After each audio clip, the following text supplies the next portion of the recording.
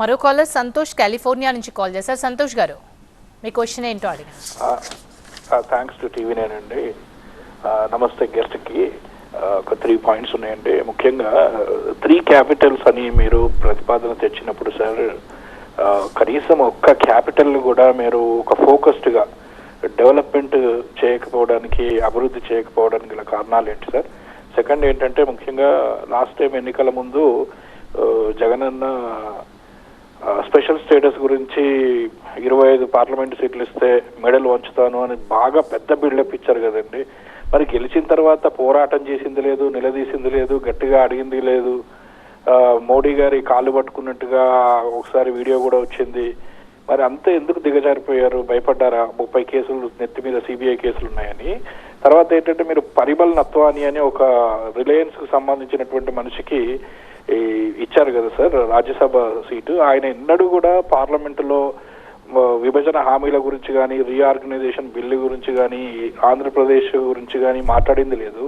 మరి అతనికి అసలు ఎంత ప్యాకేజ్కు అమ్ముకున్నారు రాజ్యసభ సీటు చెప్పండి. ఇంకొకటి, మినిస్టర్స్ ఉన్నారు కదా సార్, యాక్చువల్గా ఒక్క మినిస్టర్ కూడా ఏం చేస్తారో ప్రజలకు క్లారిటీ లేదండి. కేవలం ఎవరైనా పెడితే ప్రెస్ మీట్ తిట్టడానికి తప్ప వాళ్ళ శాఖలో జరుగుతున్నటువంటి అభివృద్ధి కానీ, లేకపోతే వాళ్ళు ఏం చేస్తున్నారు, అసలు రాష్ట్రంలో ఆ మినిస్టర్స్ అభివృద్ధి ఏమైనా ఉందా, లేకపోతే ఆ శాఖలో జరుగుతున్న మార్పులు ఏంటి, ఏమీ సమాచారం లేదండి. ఒక సకలపాక మంత్రి ఎవరో ఉన్నారు, ఆయన సజ్జల అని సంథింగ్, ప్రతిదానికి ఆయనే తప్ప ఏ ఒక్క మంత్రి కూడా శాఖపరమైనటువంటి ఈ విషయాల గురించి ఈ 4 ఏళ్లలో అయితే లేదండి. అసలు ఆ మంత్రులు పేరుకు మంత్రులా, లేకపోతే క్యాబినెట్ లో మరి ఎందుకున్నట్టు అన్నది అసలు తెలియదండి. ఇంత దరిద్రంగా, నికృష్టంగా, చండాలంగా ఎందుకు గవర్నమెంట్ నడిపారన్నది తెలియదండి. దాని గురించి చెప్పండి.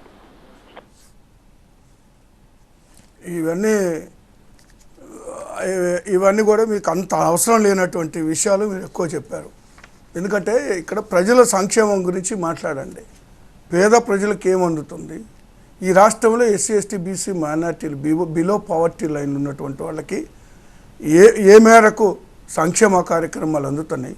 ప్రజల్ని ఏ విధంగా కోవిడ్ టైంలో దాదాపు 2 సంవత్సరాలు పైబడి ఏ విధంగా బ్రతికించుకున్నామో, ఈ ప్రభుత్వం ఏ విధంగా అండగా నిలబడింది అనేటువంటి విషయాలు.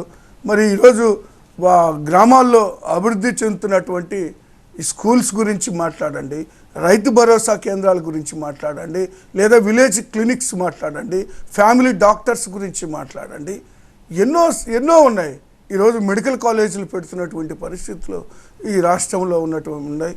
మరి అవన్నీ వదిలిపెట్టి ఈ యొక్క వీటి గురించి మాట్లాడటం అనేటువంటిది, మరి మీరు అక్కడ కూర్చొని మరి ఇవన్నీ ఎందుకు అబ్జర్వ్ చేస్తున్నారో నాకు తెలియదు. ఇవన్నీ రాజకీయంగా ఒక మాట మాట్లాడినప్పుడు మరి రాజకీయంగానే ఎదుర్కొని మరొక మాట మాట్లాడేటువంటిది, అది రాజకీయానికి సంబంధించినటువంటి అంశాలు ఉన్నాయి. తర్వాత మీరు చూసింది, ఈ రాజధాని గురించి మాట్లాడారు.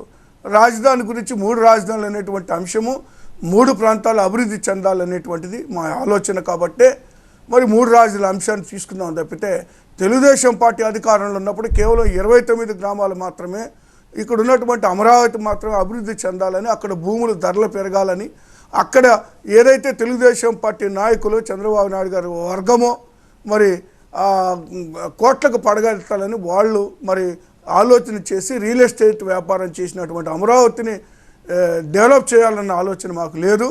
దాదాపు అక్కడ 5 లక్షల కోట్లు పెట్టి బిల్డింగ్స్ కట్టి అక్కడ అమరావతిలో మరి రాజధాని నిర్మించాల్సినటువంటి అవసరం లేదు. మరి అంత డబ్బు పెట్టేటువంటి పరిస్థితి కూడా ప్రభుత్వానికి లేదు. కేవలం ఒక 10,000 కోట్ల రూపాయలు పెట్టి మాత్రమే ఈ 3 ప్రాంతాలకు కూడా ఒక 10 లక్షల కోట్ల రూపాయలు కానీ పెట్టగలిగితే మొత్తం అభివృద్ధి చెందేటువంటిది అవకాశం ఉంది. మరి ఎందుకంటే నేను 1,00,000 కోట్లు పెట్టి కనీసం ఇన్ఫ్రాస్ట్రక్చర్కే 1,10,000 కోట్ల రూపాయలు ఎంతో ఎస్టిమేట్ చేశారు గతంలో కూడా, ఇన్ఫ్రాస్ట్రక్చర్కి మాత్రమే. మరి అలాంటి సందర్భంలో మరి 10,000 కోట్లతో మాత్రం ఈ యొక్క ప్రాంతాన్ని, ఈ 3 ప్రాంతాలు కూడా అభివృద్ధి చేయడానికి మేము ఒక నిర్ణయం తీసుకున్నాం. తర్వాత వచ్చి ఒక్కటి కూడా అభివృద్ధి చేయలేదంటే అది కోర్టు కేసులు వేయడం వల్ల అది అలా పెండింగ్ ఉంది. కోర్టు కేసులు అయిన వెంటనే మరి ఎగ్జిక్యూటివ్ క్యాపిటల్గా వైజాగ్ వస్తుంది, అందులో సందేహమే లేదు. ఆ 3 రాజధానులు అనే దానికి మేము కట్టుబడి ఉన్నాం. తర్వాత స్పెషల్ స్టేటస్ అనేటువంటిది మేము అడగడం జరుగుతూ ఉంది. ముఖ్యమంత్రి గారు ప్రధానమంత్రి గారిని కలిసిన ప్రతి సందర్భంలో కూడా అడుగుతూ ఉన్నారు. అడుగుతున్నప్పటికి కూడా మరి అక్కడి నుంచి రానటువంటి పరిస్థితుల్లో మేము చేయగలిగింది కూడా. ఎందుకంటే గత ప్రభుత్వం అయితే వాళ్ళతో కలిసి ఉంది, వాళ్ళ మద్దతుతో ఉన్నారు. అక్కడ మరి బీజేపీ నాయకులు రాష్ట్రంలో మంత్రులుగా, మరి ఇక్కడ తెలుగుదేశం నాయకులు అక్కడ కేంద్రంలో మంత్రులుగా ఉన్న సందర్భంలోనే ప్రత్యేక హోదా తీసుకురాలే పరిస్థితుల్లో మా యొక్క మద్దతుతోటి కేంద్రంలో పార్టీ లేనటువంటి సందర్భంలో మేము ప్రయత్నం చేయడం తప్పితే మరి దాన్ని ఇవ్వవలసినటువంటి బాధ్యత, ఇచ్చిన హామీని నెరవేర్చుకోవాల్సిన బాధ్యత బీజేపీ మీద ఉందని మీకు తెలియజేస్తూ ఉన్నాను. తర్వాత మరి ముఖ్యమంత్రి గారు అక్కడికి వెళ్తాం కేసుల గురించి ఆల్రెడీ కోర్టులో జరుగుతూ ఉన్నాయి. కొన్ని కేసులు కూడా వాటిలో పెట్టినవి కూడా వీగిపోయినాయి. మరికొన్ని కోర్టుల్లో జరుగుతూ ఉన్నటువంటి పరిస్థితుల్లో కేంద్రం కోర్టుల్లో ఉన్నటువంటి అంశాలను కూడా కేంద్రం ప్రభావితం చేస్తుందండి. ఆ అవకాశమే లేదు. ఇది కోర్టులో జరుగుతుంది. జగన్మోహన్ రెడ్డి గారు త్వరలోనే కడిగిన ముత్యంలాగా ఆ కేసుల నుంచి కూడా బయటకు వస్తారు. దాదాపు కొన్ని వీగిపోయినటువంటి పరిస్థితులు కూడా ఉన్నాయి. పోతే మంత్రులు మరి వారి శాఖల గురించి మీరు విన్నారో లేదో మరి అక్కడుండి అనేక సందర్భాల్లో వాళ్ళ శాఖలకు సంబంధించినటువంటి సమాధానాలు టీవీ ఛానల్స్ మరి అనేక సందర్భాల్లో మాట్లాడారు. అలాగే ఎప్పుడైనా ఎదుటి వ్యక్తులు విమర్శ చేసినప్పుడు ప్రతి విమర్శ అనేటువంటిది రాజకీయాలు సహజంగా చేస్తున్నటువంటి సందర్భాలు ఉంటుందని గుర్తుపెట్టుకోవాలని కోరుతాం.